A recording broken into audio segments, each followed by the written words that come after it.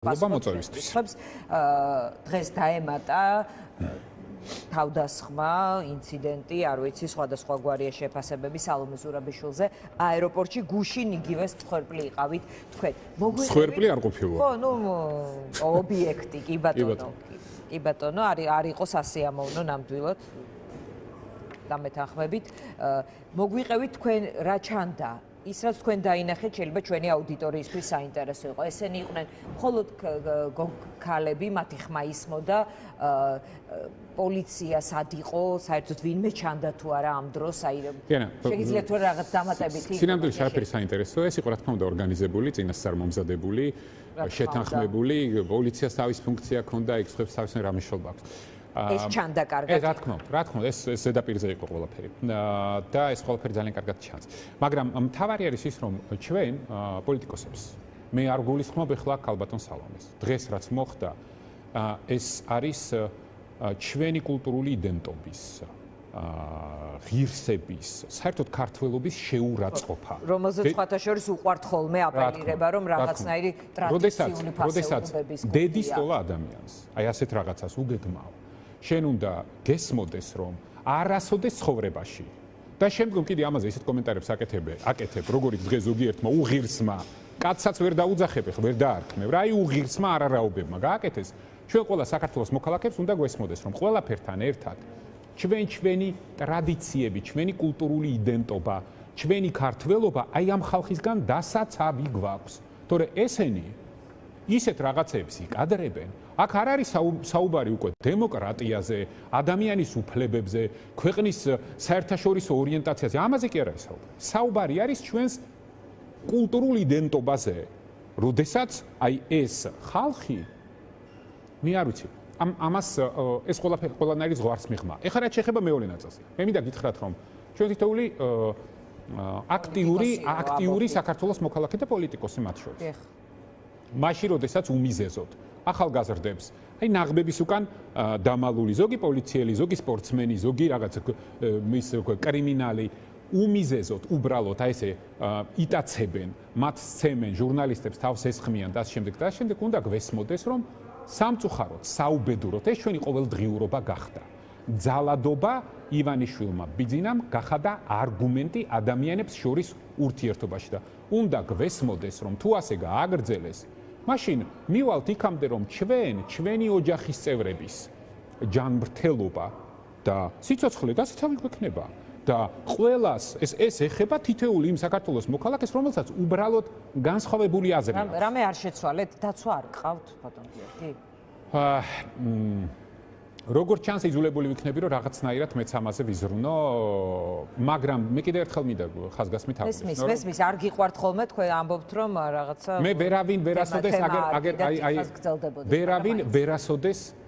ვერ შემიზღუდავს უფლებას ჩემს ქალაქში, სადაც მე დავიბადე და გავიზარდე. ვიღაც არარაობები, რომ მე გადაადგილება შემიზღუდო, აგერ ნახავთ, აბა, ვინ ვის რა შეუზღუდავს, აგერ შევხედავ. მაგრამ შეიძლება ამ ინციდენტების შემდეგ რაღაცნაირად პერსონალურ უსაფრთხოებაზე იზრუნოთ. ყველამ უნდა ვიზრუნოთ, რა თქმა უნდა, ჩვენ ყველანი უნდა გაუფრთხილდეთ ერთმანეთს და ამ კონტექსტში მინდა ძალიან დიდი მადლობა ხაზგასმით. და აი გულწრფელად უდიდესი პატივისცემა მზიამაღლობელს დაუდასტურო იმ გადაწყვეტილებისთვის, რომელიც მან მიიღო.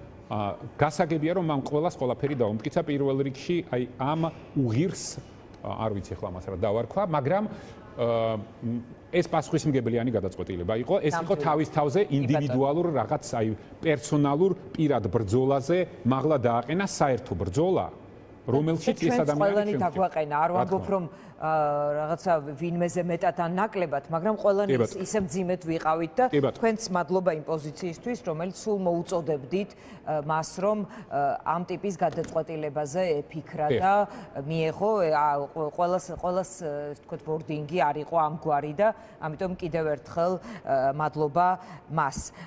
დღეს ივანიშვილის დაბადების დღეა, მას მისი თანაგუნდელები დიდ ამბებს უძღვნიან. თქვენ თუ ეტყოდით რამეს და დღეს თქვენი სტატუსი წავიკითხე, სადაც დამჩა შთაბეჭდილება, რომ რაღაცნაირად დავალების გაცემის პროცესი გაქვთ აღწერილი. ხედავთ ამას, როგორ პერსონალურად ზის და ამბობს, რომ აი დახვდით კვერცხით გახარიას და ესროლეთ სალომესაც ან როგორ არ ვიცი. მე ამას უყურებს. უყურებს მე ამას ეს მიაქვთ და მე უყურებს ამას და გვებედნიერია ამით. განა მარტო დავალებებს აძლევს. ხო და დავალების გაცემაზე მითხარით. არა, დავალების გაცემაზე რა თქმა უნდა მისი პირადი ინსტრუქციით ხდება ეს ყველაფერი. რა თქმა უნდა. რა თქმა უნდა. აბა სხვანაირად როგორ. დღეს კი არ დაბადების დღე, მაგრამ ხა 100 ვიზახ დაბადების დღე. დღეს დაბადების დღეზე უფრო მნიშვნელოვანი დღეა ჩემთვის. ჩემი გადადგომის დღეა, ზუსტად 4 წელი გავიდა. ზუსტად 4 წელი გავიდა და არც ერთი დღე. არც ერთი, მაშინ გავუკეთე საჩუქარი. არც ერთი დღე, არც ერთი წუთი ამ გადაწყვეტილებაზე არ მინანია. მაშინ, როდესაც მე შევძელი და ეს არ იყო მარტო ჩემი გადაწყვეტილება. ეს ჩემ გუნდთან ერთად მიღებული გადაწყვეტილება. ხბერმა არ იცის ის რა იყო, როგორ მოხდა და რა გარემოებებში მოხდა. არ არის ხომ ის ამის დროც მოვა. ზოგიერთი იდიოტი რო გამოდის და რაღაც ისულელებს რო ყვება, წარმოდგენა არ აქვს მაშინ იმ ღამეს რა ხდებოდა. თუმცა ამას თავი რო დავანებოთ. ეს იყო ყველაზე სწორი გადაწყვეტილება, რაც საქართველოში პოლიტიკაში ყოფნის დროს მე მიმიღია.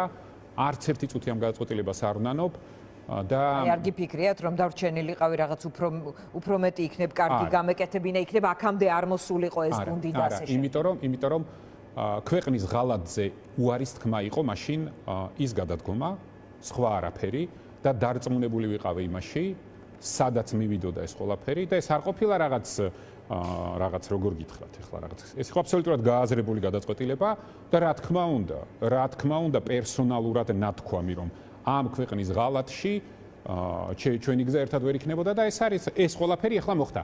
გასაგებია და მე ძალიან კარგად მესმის ბევრი საქართველოს მოქალაქე რომლისთვისაც მაშინ ეს გადაწყვეტილება იყო გაუგებარი. ხშირ შემთხვევაში კითხვის ნიშნების გამჩენი და აუხსნელი, მაგრამ დარწმუნებული ვარ რომ უმრავლესობა მათგანი ამ წლების შემდგომ სულ უფრო და უფრო ნათლად ხედავს ჭეშმარიტ და ნამდვილ მიზეზებს იმ პოლიტიკური გადაწყვეტილების. კი ბატონ გიორგი, ნახეთ, თქვენ ამბობთ რომ ხედავთ პროცესს, როგორ გასცემს ივანიშვილი ამ დავალებას, შემდეგ მიაქვთ კადრები, აჩვენებენ როგორ შეასრულეს ეს დავალება და არის კმაყოფილი. ასე ხედავთ ამ სცენას. ამასთან ერთად ის გასცემს მათ შორის პერსონების მონიშნით თუ ზოგადად, იმიტომ რომ თქვენ უკვე მეორედ ხართ თავდასხმის ობიექტი, ასე ვიტყვი, მსხვერპლი არა, მაგრამ ძიმე იყო ბევრად პირველი შემთხვევა. რო გესმოდეთ? ანუ თქვენ და ზურაბიშვილი ამ შემთხვევაში რისი თქმა უნდა თქვენთან დაკავშირებით განსაკუთრებით, რომ ისინი ოპონენტების მიღმა მათი გადასახედიდან, ივანიშვილის პერსონალური გადასახედიდან მოღალატეებიც არიან რაღაც, ანუ ამ ფორმით შეთავაზება. მოღალატე ივანიშვილია. ქვეყნის მოღალატე დღეს ნათლად ჩანს ვინ არის. იმიტომ რომ სამშობლო საქართველოს კი არ არის მათი სამშობლო. მათი სამშობლო არის ფული. ფულია მათი სამშობლო და აქედან გამომდინარე ეკეთებენ ყველაფერს. ხა რაც შეეხება, გაითვალისწინეთ ერთი რამ. ძალადობის ლეგიტიმაცია დღეს აი ამ ქვეყანაში შეუძლია ერთადერთ ადამიანს.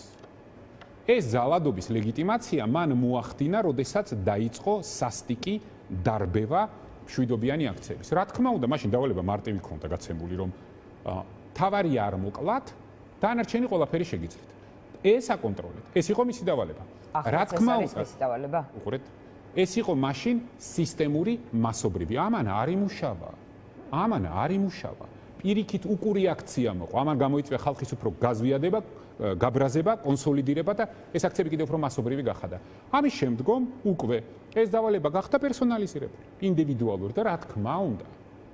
ჩემთვის აქ ორი აზრი არ არსებობს. რა თქმა უნდა, ეს ყველაფერი არის მისი პირადი ინსტრუქციები და რაღაც დონეზე, რა თქმა უნდა, ის თვითონ მიუთითებს. რა ფორმები იქნეს გამოყენებული, ასე ხედავთ? რა თქმა უნდა, ხედავ კი არა, დარწმუნებული ვარ ამაში. კი ბატონო, ამ დარწმუნებას გაძლევთ მასთან ურთიერთობის პრაქტიკა, რაც ამ დარწმუნებას ბევრი რამე მაძლევს და არ არის ახლა დეტალები. შესწრები ხართ რაღაც ამ ტიპის დავალებას, ვიღაცას კვერცხი ესროლე, როცა ასეთ დირექტივას გასცემთ? არ შევსწრები. რო შევსწრებოდი, მაშინაც ზუსტად ისე მოვიქცეოდი, როგორც 4 წლის წინ მოვიქეცი ზუსტად ამ დღეს. კი ბატონო, რა ეტაპზეა ახლა პროცესი? თქვენ გიყვართ მათ შორის ამ სტუდიაშიც ბევრჯერ გილაპარაკიათ რაღაც ფაზებზე, რომელსაც გადის პროცესი, რომელსაც გადის პროტესტი. ახლა ივანიშვილს აქვს სხვადასხვაგვარი ტაქტიკა. პარლამენტის აღიარების და ვინც არ უნდა იმის შემდეგ სისხლის სამართლებრივი პასუხისმგებლობაში მიცემის ტაქტიკით მოქმედებს ალბათ საგამოძიებო კომისია, როცა შექმნა პარლამენტში, ასეთი პერსონალური თავდასხმები, დიდი ჯარიმები, სამსახურებიდან გაშვებები, სხვადასხვაგვარი მეთოდით ის ცდილობს ახლა პროტესტი თუ არ გაანულოს, ყოველ შემთხვევაში მაქსიმალურად ეს ვთქვათ გაწოვისკენ წავიდეს ეს პროცესი. თქვენ რაში ხედავთ ახლა ამ პროცესის გაგრძელებას, რა შეიძლება იყოს მისთვის რაღაც ახალი სუნთქვის მიმცემი, ან საით წავიდეს ეს პროცესი? რას ხედავთ? ესე იგი, არანაირი მნიშვნელობა არ აქვს დღეს რას ფიქრობს, ან რა მიზნები აქვს. რა ამოძრავებს ხო საერთოდ ამას თავი უნდა დავანებოთ. ჩვენთვის მთავარი რა არის? ჩვენთვის მთავარი არის, რომ დღეს ჩვენ მკაფიოდ გვაქვს ჩამოყალიბებული მიზანი და გეგმა. ეს გაყოფილი გვაქვს ორ ნაწილად. ფაზებს რო თავი დავანებოთ, მე ახლა საუბრობ გეგმაზე. ქვეყნის შიგნით ეს არის გეგმა და მიზანი, როგორ მივახციოთ საარჩევნო გარემოს გაუმჯობესებას და შემდგომ როგორ მივახციოთ არჩევნებს. არჩევნები დავარქვათ ამ ერთი სათაურით ამ გეგმას. არ არის, იმიტომ რომ არჩევნები საარჩევნო გარემოს არჩევნები პლუს გარემო, კი ბატონო. პირველი გარემო. ხაზგასმით ვამბობთ, ამ ძალიან დიდი მნიშვნელობა. საარჩევნო გარემო და შემდეგ არჩევნები. ეს არის ქვეყნის შიგნით. ასევე გვაქვს ორი ამოცანა ქვეყნის გარეთ. როგორ დავაბრუნოთ საქართველოს ევროპული პოლიტიკის დღის წესრიგში, განსაკუთრებით დღეს, როდესაც ევროპულ პოლიტიკაში გლობალური ცვლილებებია. ამაზე დაბრუნებაზე ახლა მუშაობა თუ პირიქით ოცნების, არაღიარების და იზოლაციონიზმის გაგრძელებაზე მათ მიერ საქართველოს როგორ დავაბრუნოთ, ოცნება კი არა. საქართველოს როგორ დავაბრუნოთ. ესენ წარმოადგენთ გვინდა არ გვინდა. რას წარმოადგენთ? ეხლა მაგალითად ერთი კვირის კერა 2 დღის უკან საქართველოს მიუნხენში წარმოადგენდით მე და სალომე ზურაბიშვილი. ვინ წარმოადგენდა საქართველოს, აბა? ამას ვგულისხმობ, როდესაც გეუბნებით, რომ უნდა დავაბრუნოთ, თქვენ რა გონიათ? ათობით 1000 ადამიანი, რომელიც დგას და ყოველდღიურად აქციაზეა. ისინი აბრუნებენ საქართველოს ევროპულ დღის წესრიგში. ისინი აბრუნებენ საქართველოს ევროპულ დღის წესრიგში. პირველი ამოცანაა დავაბრუნოთ საქართველოს ევროპულ დღის წესრიგში და მეორე დავაბრუნოთ საქართველოში ევროკავშირში გაწევრიანების პროცესი.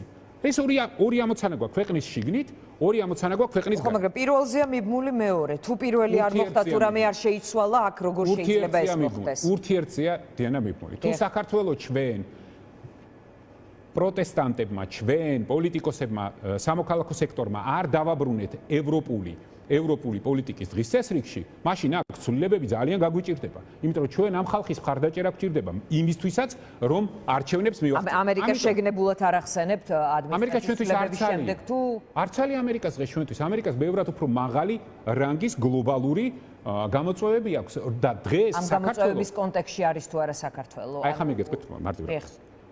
რა ხდება დღეს? ივანიშვილმა ბიძინამ ყველაფერი გააკეთა. სვასი ამბობ, ჯერ გვარს ამბობთ მე ეს სახელს, სტილია თქვენი. არა, სტილი არ არის, ბიძინა ივანიშვილი ამ ქვეყანაში იყო ქველმოქმედების და ბევრი კარგი საქმის კეთების სიმბოლო და ივანიშვილი ბიძინა ვინ არის ჯერ არ კაცშვილმა არ იცის და გამოჩნდება აგერ რა ვინ არის მომავალში. ანუ ეს ტაქტიკა ასე და რა თქმა უნდა ეს უნდა გავყოთ. ეს უნდა გავყოთ რა თქმა უნდა. ეს აღარ არის ბიძინა ივანიშვილი, ეს არის ივანიშვილი ბიძინა. რა თქმა ეს ორი სხვადასხვა მოვლენაა. დღევანდელ განცხადებაშიც დავაკვირდი ორჯერ ესე გქონდათ მოხსენიებული. 10 სულ ასე მოიხსენიეთ. კი ბატონო. ეხლა შეხედეთ. ივანიშვილი ბიძინა. კი ბატონო. ეხლა შეხედეთ. ივანიშვილმა ბიძინამ ყველაფერი გააკეთა იმისთვის, რომ საქართველოს გლობალური პოლიტიკის დღის წესრიგიდან გამქრალიყო. საერთოდ, აი როგორ წარმოგიდგენიათ თქვენ მიუნხენში, საერთოდ მიუნხენს თავი რო დავანებოთ, დღეს გლობალური წესრიგი იცვლება და მისი მთავარი ამოცანა იყო, რომ საქართველოს საერთოდ არსად არ ყოფილიყო. აი როგორი მოსაზრებაც არ უნდა ქონდეს ადამიანს. ვიღაცა იყოს მემარჯვენე, მემარცხენე, იმ ქვეყნის მომხრე, ამ ქვეყნის მომხრე, ამ მნიშვნელობა ისეთი ორიენტაციის, ასეთი ორიენტაციის, მაგრამ როგორ შეიძლება შენ კეთილსინდისიერი და შენი ქვეყნის კეთილმსურველი იყო და გინდოდეს რომ გლობალური დღის წესრიგიდან შენი ქვეყანა გაქარეს საერთოდ. რაც ნიშნავს იმას, რომ მიმდინარე პროცესებში და შენი ქვეყნის ადგილზე ამ პროცესებში არანაირი ზეგავლენა არ ქონდეს. ამიტომ არის ეს საკადრო პოლიტიკაც. ამიტომ არის ეს საკადრო პოლიტიკაც. პრეზიდენტად რო ნიშნავ ისეთ ადამიანს, რომელსაც საერთოდ ვერაფერს ვერც დარეკავს ვერსად. აი რო დაჭირდეს, აი რაღაცა რო მოხდეს კატასტროფა, რო ვერც დარეკავს ვერსად. ხო? ეს ნიშნავს იმას, ადასტურებს იმას, რომ საერთოდ გლობალური პოლიტიკიდან ქვეყნის მნიშვნელობა და ქვეყნის დღის წესრიგიდან უნდა რასაც ცდილობს რომ მიაღწიოს. ეს მკაფიოდ გამოჩნდა მიუნხენში. მკაფიოდ გამოჩნდა მიუნხენში, მაშინ როდესაც ქვეყნები ცდილობენ თავიანთ სტრატეგიულ ამოცანებს მიაღწიონ, ან თავის თავი დაიცვან, იქ საერთოდ აი ჩვენ რო არ ყოფილიყავით, არავის არ გაახსენდებოდა საქართველოს. აგერ შეხედეთ ჩვენს მეზობლებს. მაშინ როდესაც როგორადაც თქვენ გაახსენეთ საქართველოს, ეს არ იყო მის ინტერესში. ამის პასუხიც იყო ალბათ მის თავად ჩათვალა, რომ აეროპორტში ამ ტიპის პასუხი. ალბათ ამაზეც არ არის. თენა იმაზეა რომ რომ აქეთ არავინ არ გამოიხედოს. აი მე შევძლო რომ ეს ჩვეულებრივ კასად გამოვიყენო, რუსულ სიტყვას ვიყენებ სპეციალურად, აი ეს ქვეყანა, იქ რაღაცა, რაც მინდა ის შემოვიტანო, რაც მინდა ის გავიტანო, ვინც მინდა შემოუშვა, ვინც მინდა გაუშვა, მყავდეს ასეთი პრეზიდენტი, ისეთი პარლამენტის თავმჯდომარე, რასაც აი სიტყვის ამოღების რესურსი რო არ აქვს ისეთი ადამიანები, აი რაც მინდა იმას ვაკეთებ რა. და ეს ჩვენ სტრატეგიულ მომავალს გვიკარგავს კი არა. ისეთ უზარმაზარ საფრთხეებში შევყავართ, რომ ნუ ჩემთვის წარმოუდგენელია როგორ შეიძლება აი ელემენტარულად გონებამ რომ მოეკითხება ისეთ ადამიანი, აი ასეთ რაღაცებს უკეთებდეს თავის ქვეყანას და მერე მოდიოდეს. და ჩვენ გველაპარაკებოდეს რაღაც პატრიოტიზმზე.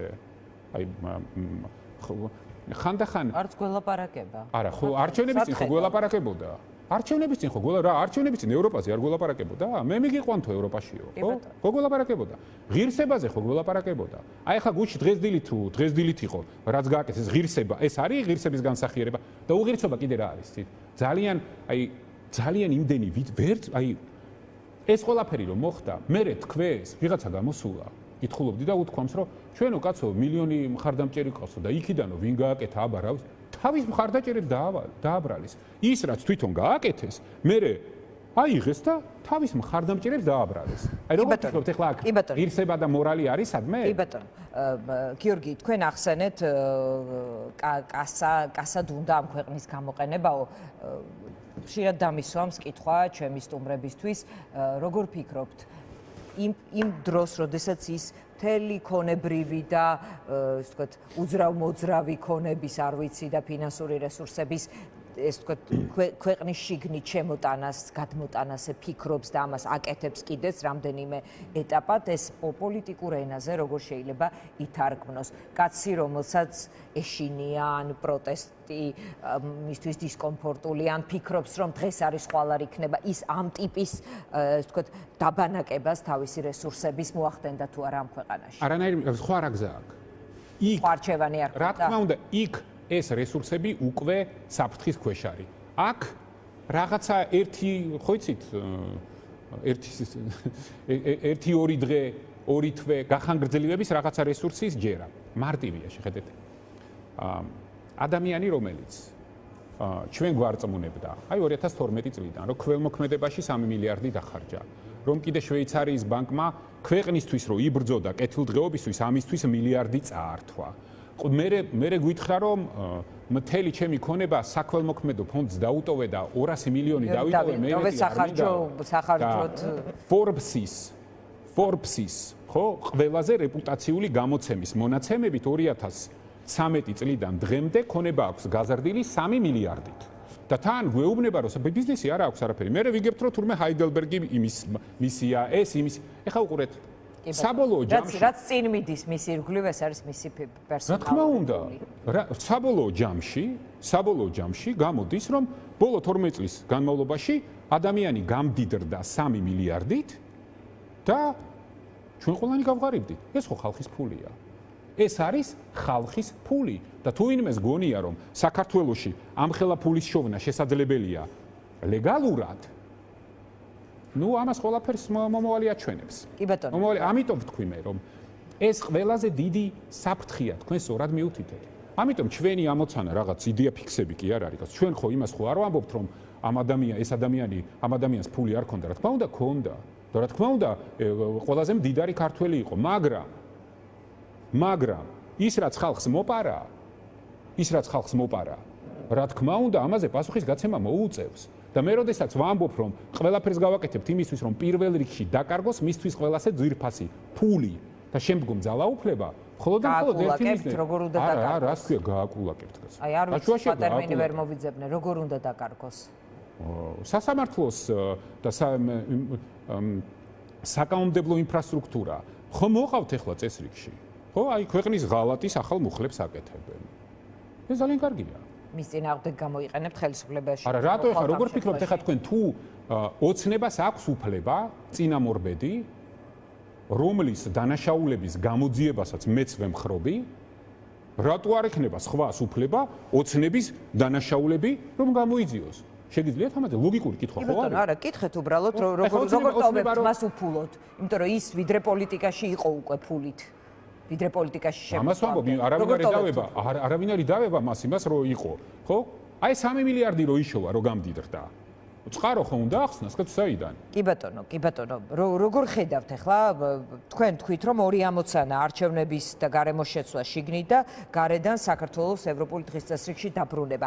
აი ამას ხედავთ ამ პროცესის, ეს თქვათ, ამ დინების თუ ამ სეზონის თუ ამ ეტაპის ბოლოში ხედავთ თქვენ ამ მოთხოვნის მიღწევას? დიახ, რა თქმა უნდა. ვიდრე თვითმმართველობის არჩევნებამდე თქვენ კიდევ ერთ არჩევნებს ხედავთ? ბოლოს არა კორექტულად აზუსტებ კითხვას. თქვენ პასუხში პოლიტიკურ კორექტულობას. კი ბატონო, თქვენ პასუხში შეიტანეთ. კი ბატონო, შეხედეთ. მე ამიტომ აბსოლუტურად პოლიტკორექტულად მითხარით, რომ მთავარი პრიორიტეტი დღეს თითოეული საქართველოს მოქალაქისთვის უნდა იყოს საარჩევნო გარემო.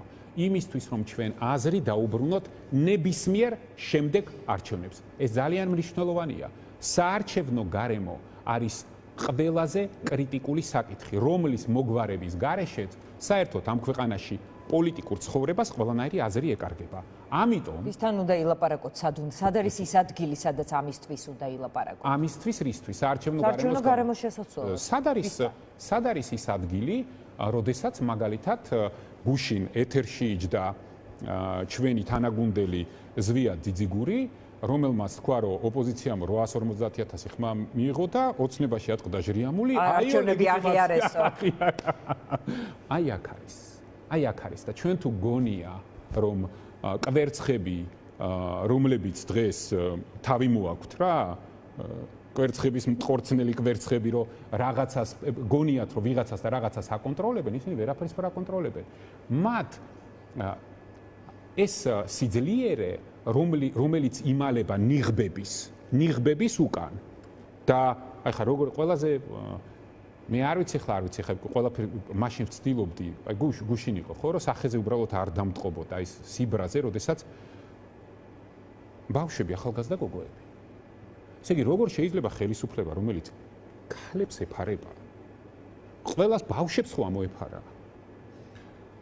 უბედურ მშობლებს შვილები რო იმათ ეფარება, ეკლესიას ეფარება, სამშობლო სიყვარულს ეფარება, რა ვიცი, ყველაფერს ამოეფარა.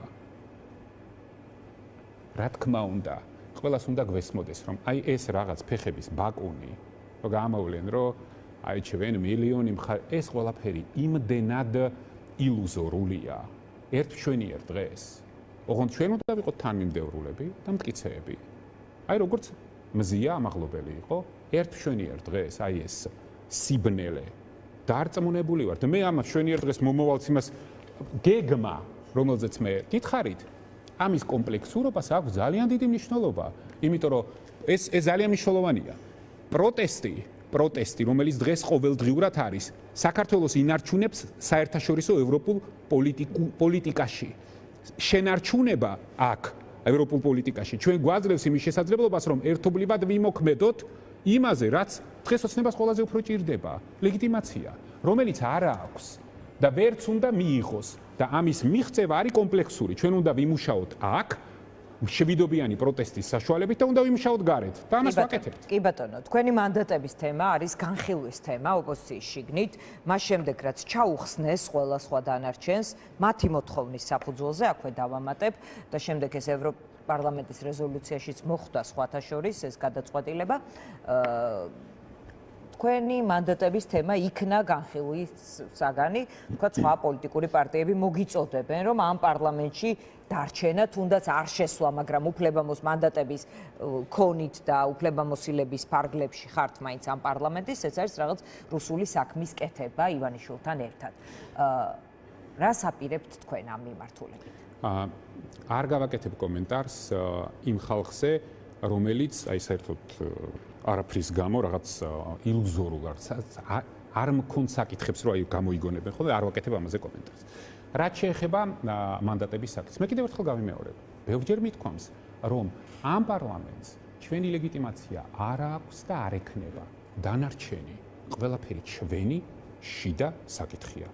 თუ ვინმეს რაიმე კითხვის დასმა უნდა, ყველას აქვს ჩემი ტელეფონი. და ყველას შეუძლია და ყველა მიიღებს იმ პასუხს. კერძო სატელეფონო საუბრის თემა ხომ არ არის ეს? თქვენი ამომრჩეველიც, ნახეთ, მე მაქვს ასეთი კითხვა. მოდი დავამთავრე. მე არ ვემხრობოდი, ვიტყვი, არ ვემხრობოდი მანდატების ჩაბარებას და გაუქმების მოთხოვნით პარლამენტის მიმართვას. მე როგორც ერთი მოქალაქე. ეხლა ემხრობით? არ ვემხრობოდი თქვა. ეხლა რაც შეიცვალეთ პოზიცია. არ ვემხრობოდი. გავით. მე ვარ ძალიან თარმიმდევრული ვარ, სპეციალისტ არ ვიცი. კი ბატონო, არ ვემხრობდი, მაგრამ თქვენ არ ხართ მე მგონი თარმიმდევრული. ან აღიაროთ უნდა პარლამენტი, აღიაროთ უნდა საარჩევნო შედეგი და შეხვიდეთ პარლამენტში, ან არ იყოთ, ანუ რაღაც შუალედურ პოზიციაში ხართ და ამიტომ სჭირდება ალბათ თქვენ სამომრჩეველს მეტი ახსნა ამ თემაზე, იმიტომ რომ ან ერთია ყველა აღიარებს, მე საერთოდ ვფიქრობ, რომ 61 მანდატის გადაყრა არ იყო გონივრული ნაბიჯი, მაგრამ მე არა ვარ ოპოზიციონერი. მე არა ვარ ოპოზიციონერი, მე არ ვარ პოლიტიკოსი, მე არ ვიღებ ამ გადაწყვეტილებას, ეს არის შეფასება. კი ბატონო. შეფასება და ივანიშვილი როგორ იქცევა ამის მიხედვით ეს არ არის ივანიშვილის პარლამენტი, ეს არის ამ ომში ხალხის მოცემული ხმები, მაგრამ ან აღიარებთ, ან ამბობთ, რომ მივიღე ამდენი პროცენტი, როგორც მიწერდა მაგალითად სხვადასხვა კვლევით მიწერდნენ ამ პროცენტს, მივიღე ეს პროცენტი, მეტი ვერ შევძელით, ვერ გადავანგრიეთ რეჟიმი, სისტემა, სხვადასხვა შესაძლებლობები ჰქონდა თუ ამრავი, შევდივართ, ვიბრძოლებთ იქაც, აქაც, ან ეს არის, ან არ ხარ პარლამენტში. აი რაღაც ეს შუაში როგორ გამოიგონეთ. შუაში არ არის. არავინ არსად შუაში არ არის. შეიძლება თქვენ ემოციური ხარ, შეიძლება არა ვარ შეიძლება ემოციურად გიხსნით, მაგრამ ზოგადად ეს ვიგულისხმე, ეს ვიგულისხმე. კი ბატონო, რაღაც უბრალოდ როლში შევედი. ეს მომწონს. კი ბატონო. შეხედეთ, კიდევ ერთხელ ვიმეორებ. ყველას თავისი გადაწყვეტილება აქვს. ყველას შეუძლია თავისი პოლიტიკური დღის წესრიგის მიხედვით, მაგრამ არის ეროვნული საკითხები, სადაც პოზიცია უნდა დააფიქსიროთ. ეროვნული საკითხი გახლავთ ის, რომ ამ პრობლემას ლეგიტიმაცია აქვს თუ არ აქვს. მე გეუბნებით კიდევ ერთხელ, რომ ჩვენ ამ პარლამენტს ლეგიტიმაციას არ ვაძლევთ. წერტილი. ხა მე ამას როგორ ვაკეთებ? სიების არჩახსნით და ისე ლეგიტიმაციის არ მიცემის თუ სხვა ფორმით, ვისი რა საქმეა ეს ერთი. თქვენ რა გინდათ ახლა მითხრათ რომ ის ესე თქვენი ამორჩეველს აინტერესებს ყველაფერი აინ ხო ხედავთ? მე ჩემ ამორჩეველს რამდენს ველაპარაკებით, იცით რამდენს ველაპარაკები? რა თქმა უნდა და მათი 99 და 9% სხვათა შორის იმ პარტიების დიდი ნაწილით, რომლებმაც აი ეს სისულელე გააკეთეს, მათაც ძალიან კარგად ესმით და ამიტომ ახლა იმისთვის რომ ვიღაცამ საკუთარი ეგო დაიკმაყოფილოს, სანამ ჩვენ არ გადავდგით პოლიტიკურად სხვანაბიჯი. ეს პრეტენზიები მიუღებელია. ყველამ თავის თავს მიხედოს. ჩემი მთავარი პოლიტიკური როგორ იკმაყოფილებენ ამით? უბრალოდ თქვენ მოგიწოდებენ, რომ თქვენ რა გადაწყვეტილება, მაგალითად კონკრეტულ გუნდს აქვს პრეტენზია, რომ რაღაცნაირად პარლამენტის ქმედით უნარობის პრობლემა შეიქმნება, თქვენ არ იქნებით. სისულელი ეგ არის ყუილები. ზღაპრებს, რომელსაც იგონებენ, ამით იკმაყოფილებენ ეგოს. იმისთვის, რომ თავიანთი შიდა პრობლემები როგორმე გადაფარონ, სხვა არაფერი არ ხდება. ეს ყველაფერი დანარჩენი არის ჩვეულებრივი ყუილი, მოგონილი ზუსტად ისეთი, როგორც ჭორების სახით ავრცელებდნენ თავიდან, რომ აი ვიღაცა შევა, ან ვიღაცა არც ხო ხედავთ სახელებსაც არ ვასახელებ რა. კი ბატონო, ვისთვის დაგჭირდებათ ეს მანდატები? ამით თქვენ პარტიულ დაფინანსებას იღებთ, რაც არ არის უმნიშვნელო ფაქტორი, აქვე ვიტყვი, ესეც ჩვენი ფულია და არა ივანიშვილის და აქ მე მაქვს ჩემი პოზიციონირება გარკვეულ საკითხებში, როგორც მოქალაქე. რა არის მე გეტყვით რა არის მნიშვნელოვანი? რისთვის ინარჩუნებთ მაშინ ამან? იმისთვის ვინარჩუნებ, რომ მე პოლიტიკურ ცხოვრებაში მქონდეს დამოუკიდებლობა და ის, რაც ჩვენ მოქალაქეებმა მოგვანიჭეს, იმის ნაწილი მაინც დაფინანსების სახით რომ მივიღოთ, რომ იმიტომ არ ვიყო დამოკიდებული ბანკირებზე, ფინანსურ ვიღაც იმაზე ჯგუფებზე და არ ვიყო დამოკიდებული კონკრეტულ ტელევიზიებზე, არ გულისხმობ არავის რა, რომლებს უკანაც კონკრეტული პარტიები, ბანკები, ფინანსური ჯგუფები დგანან, მე ჩემთვის ეს დამოუკიდებლობა პოლიტიკურად არის ყველაზე მნიშვნელოვანი. მე ამით ვემზადები შემდგომი ბრძოლებისთვის და ვიღაცას თუ ბევრჯერ უფრო მეტი ფული აქვს, ღმერთმა შეიარგოს, კაცო. შეუძლია დაწეროს, შეუძლია არ დაწეროს. ეს ახსნაა და განმარტებაა. თქვენ გონიათ მე ეს პირველად ავხსენი? პირველად ავხსენი?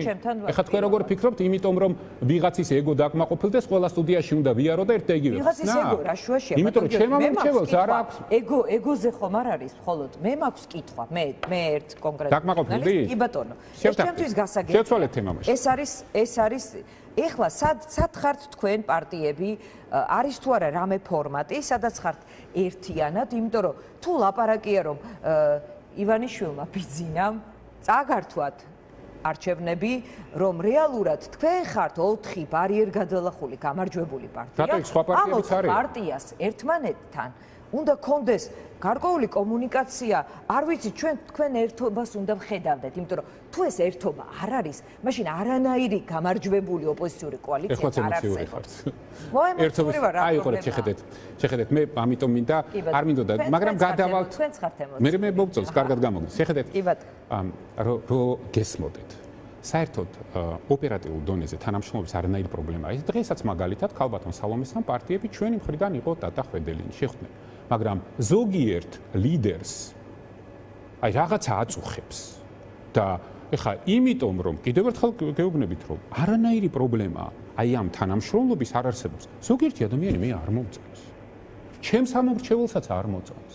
მაგრამ მაშინ, როდესაც საკითხი ეხება საერთო ეროვნულ დონის გამოწვევებს, რა თქმა უნდა ჩვენ ერთად ვართ. და მე არ მაქვს ამერთობის არანაირი პრობლემა, მაგრამ ამასთან ერთად მინდა გითხრათ, რომ ეს 4 პარტია ის კი არ არის, როდესაც ეროვნულ დონის საკითხებზე მიდის, იქ სხვა პარტიებიც არიან. ეს 4 პარტია რაღაცა ელიტარული კლუბი კი არ არის. მაგრამ აი ბარიერგადალახული. მე რა ბარიერგადალახული, გადმოლახული ვიღაცებმა 3 აიღეს. ანუ ვაზუსტებ, თქვენ ვიღაცები არ მოგწონთ, ამიტომ ერიდებით სიტუაცია, სადაც შეიძლება ამ ადამიანებთან ერთად დაფიქსირდეთ. არა. ვერცერთ კადრში, არც ერთ შეხვედრაზე რაღაცნაირად. მე ვიღაცებს ამ კარწინკაში, როგორც თქვენ არ ეწერებთ. კარწინკაში არ ვეწერებ. ეს თქვენი შეგნებული გადაწყვეტილება, იმიტომ რომ ვიღაცები არ მოგწონთ. ვიღაცებს არ ვენდობი. იმიტომ რომ ძალიან კარგად მინახავს ეს ვიღაცები, როგორ კურკურებდნენ ბიძინა ივანიშვილთან. და არ ვენდობი. რა არის გაუგებარი ვერ ხვდები. დღეს ოპოზიციაში არიან ადამიანები, რომლებიც ნანახი ყავთ ივანიშვილთან, ივანიშვილის კარზე ნაკურკურები. რა თქმა უნდა. და ეს როგორ გითხრათ? ამორჩეველს ამის ცოდნის უფლება. როგორ? ამორჩეველს ამის ცოდნის უფლება მაყურებელს აქვს? თუ მიხვდეს უნდა თავისი. როგორ არის ცით საქმე? დიახ. მე ძალიან ვუფრთხილდები იმ საერთო ოპოზიციურ ერთობას, რომელიც არსებობს. მე არასოდეს სახელებით არ ვსაუბრობ, ყოველთვის ვცდილობ გვერდიავარ. მიუხედავად ყველაფრისა, მაინც ვიტან აი მას რამდენჯერაც რაღაც მორალს მიკითხავენ ხოლმე და მე ამაზე არასოდეს არ ვპასუხობ. არც ვაპირებ მომავალში ამაზე პასუხს. იმიტომ რომ მე ვიცი ერთი რამ. ხვალ იქნება თუ ზეგი იქნება. მე მინახავს, არ მინახავს, ვიცი, არ ვიცი. როდესაც ქვეყნისთვის გადამწყვეტი მომენტი დადგება, ვიღაცა იპოვის თავის თავში ძალას. რომ გადალახოს და მაინც მოგვიწევს ერთად დაჯდომა და კოორდინირებულად მოქმედება. ამიტომ არ ვდებ მე ბრალს არავის არაფერში. მე უბრალოდ ვამბობ, ერთ ცალკე აღებულ, ანუ ჯერ არ დამდგარა, აწე შეიძლება დადგეს ის მომენტი, როცა მოგიწევთ ყველასთან ერთად. რა შეიძლება იყოს? ესეთი მომენტები ადრეც იყო, მომავალშიც იქნება. მაგალითად გეტყვით რა იქნება. ხო დაინიშნება არჩევნები. ხო, ამ არჩევნებში ყველანი ხო უნდა მიხვდეთ, ხა არანაირი მნიშვნელობა არ არის აუცილებელი რომ ერთი სიით წავიდეთ, მაგრამ ერთმანეთთან ბრძოლას რო აზრი არ აქვს, ამ არჩევნებმა ხო დაგვანახა. ხო? აგერ ნაციონალურ მოძრაობას ხო ძალიან კარგად დაანახა, რომ გაყოფამ დააკარგინა 10% ხმების, ხო? დიახ. ხო, არის ბევრი რაღაცა, რაც გამოცდილება მოიტანა, ხო? ამიტომ ეს ყველაფერი, რა თქმა უნდა, გასათვალისწინებელია, მაგრამ ეს იმას ხო არ ნიშნავს, რომ ეხლა მაინდა-მაინც უნდა ჩავეხუტო ვიღაცას რა. არა მაქვს მე ჩემი ჰიგიენა მაქვს ბოდიშით რა. და ამ ჰიგიენით ვაპირებ მომავალში ცხოვრებას და ვიღაცას თუ არ მოწონს, ეს მისი პრობლემაა, მაგრამ მე ამას არ ვხდი პრობლემად ქვეყნისთვის, ამომრჩევლისთვის, იმიტომ რომ ყოველთვის ვამბობ, რომ ჩვენ საერთო ეროვნულ საკითხებზე მე როგორც არ უნდა მომწონდეს ვიღაცა, მაშინ როდესაც ქვეყნის ევროპულ მომავალს ეხება საკითხი. მაშინ როდესაც პატიმრების განთავისუფლებას ეხება საკითხი, მაშინ როდესაც ახალ არჩევნებს ეხება საკითხი. რაზეა საუბარი?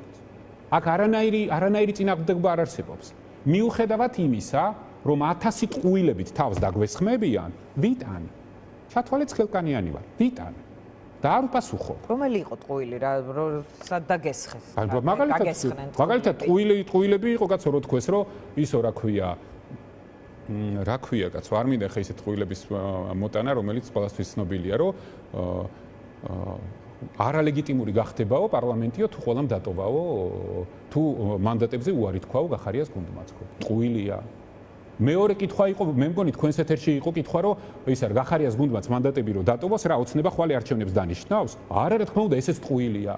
რა ის 150 დეპუტატი ყველა იქ რო იყო, მაშინ ოცნების პარლამენტი ლეგიტიმური იყო და რამე შეიცვალა? არა, რა თქმა უნდა, ესეც ტყუილია. და ამაში ვიღაცები რო დროს, ფულს ხარჯავენ და კიდე 1000 სულელეს რო აკეთებენ, ვიღაც ამას ხო აკეთებს. და ყველაზე ცუდი არის ის, რომ აი ამ რაღაც ემოციებში პირველ რიგში ივანიშვილი ბიძინას წისქვილზე ასხამენ წყალს. და ეს რა თქმა უნდა ახლა კითხვის ნიშნებს ჩემთვის არ ბადებს, მე ამას უფრო სხვანაირად ვხსნი. მაგრამ ნუ ყველაფერს თავისი დრო და ადგილი აქვს რა. თქვენ გინდათ თქვათ, რომ მანდატების ჩახსნა ასე შემოვაბრუნებ ამ კითხვას. ივანიშვილი ბიძინას წისქვილზე წყლის დასხმა არის, ვიდრე არ ჩახსნა. მანდატების ჩახსნა დღეს ჩვენთვის არის ლეგალურ თეთრ სუფთა დაფინანსებაზე უარის თქმა, რაც ჩვენი პარტიის არსებობისთვის მომავალში არის კრიტიკულად მნიშვნელოვანი და ჩვენ შემდგომ არჩევნებში უბრალოდ რომ მივიღოთ მონაწილეობა, ამისთვის ეს გვჭირდება. ჩვენ თუ არ მივიღებთ მონაწილეობას, ეს რა თქმა უნდა ივანიშვილი ბიძინასთვის იქნება ძალიან საჩუქარი და რატო უნდა ძალიან ეს საჩუქარი გაუკეთონ სხვა? ნუ არ ვიცი მიპასუხო. საარჩევნო ერთი კითხვა მაქვს ასეთი. მოიტანა ბოლო კითხვა იქნება, თუ საარჩევნო გარემო არ შეიცვალა და არაფერი არ შეიცვალა 2025 წლის არჩევნებში მიდიხართ თუ არა? რა რომელ არჩევნებში? 2025 წელს ხომ არის წელს არჩევნები? საპარლამენტოში თუ ადგილობრივი თვითმმართველობის. ამაზე საუბარი ჯერ ადრეა. იმიტომ რომ ერთის მხრივ ამ გარემოში ნებისმიერ არჩევნებს აზრი ეკარგება, მეორეს მხრივ შენ თუ პოლიტიკური პარტია ხარ, არჩევნებში მონაწილეობას რო არიღებ, მაშინ უნდა დახურო ეს ყველაფერი და წახვიდე სხვა საქმეს მიხედო. აი ეს ორი უკიდურესობა გვაქვს. ეხლა რა შეიცვლენ, ყველაფერი უნდა გავაკეთოთ იმისთვის, რომ ეს გარემო შევცვალოთ. მე სხვანაირად დაგისვამთ ამ კითხვას რა. მე დამისვამ. სტუმრები ამ ბოლო დროს კი შეკითხვებს აკეთებს. არა, მე ძალიან კორექტული ვიქნები. თქვენ დიანა, თუ საკანონმდებლო გარემო არ შეიცვალა, უბრალოდ საარჩევნო გარემო არ შეიცვალა. არჩევნებზე 25 წელს წახვალთ და მიიღებთ მონაწილეობას როგორც ამრჩეველი. ასე იგი, მინდა გითხრათ, რომ არ არსებობს ვითარება, რომელშიც მე არჩევნებზე არ წავალ. ძალიან მომწონს თქვენი პასუხი, იმიტომ რომ ეს არის სწორი მოქალაქეობრივი პასუხისმგებლობით გამსჭვალული პასუხი, იმიტომ რომ ბრძოლას ყოველთვის აქვს აზრი. მადლობა თქვენ. გიორგი გახარი იყო ჩვენი სტუმარი, რეკლამის შემდეგ დავბრუნდებით პირდაპირ ეთერში.